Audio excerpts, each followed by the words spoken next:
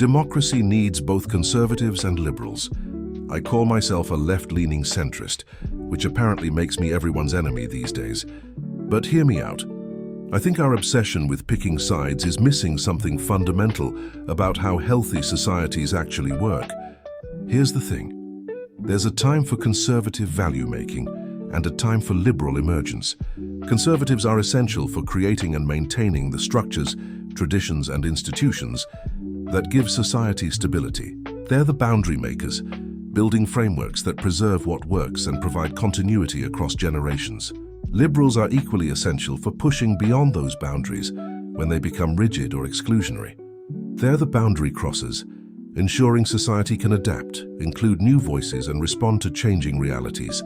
Both approaches break down, and that's not a bug, it's a feature of democracy. Conservative value-making fails when it becomes so rigid it can't adapt to new circumstances or include new people. Think institutions that preserve tradition but exclude entire groups, or economic systems that worked in the past but create suffering in the present.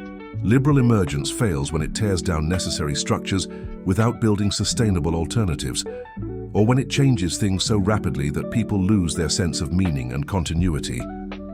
But when these forces work in healthy tension, you get something remarkable. A dynamic system that can evolve while maintaining stability. Conservative instincts preserve what's valuable from the past. Liberal instincts ensure we don't get trapped there.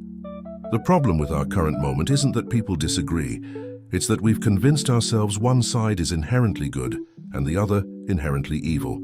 This turns productive tension into destructive warfare. I don't believe utopia exists, and I definitely don't think any single political philosophy has all the answers. The people insisting their team is always right are usually the most dangerous ones in the room.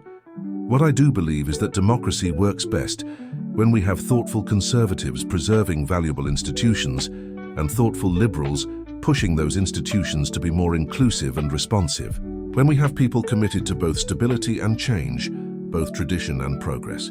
This position gets me attacked from all sides because true believers want you to pick a team. But maybe the healthiest position is refusing to treat politics like a team sport, and instead recognizing that we need both conservative wisdom and liberal imagination to build societies worth living in.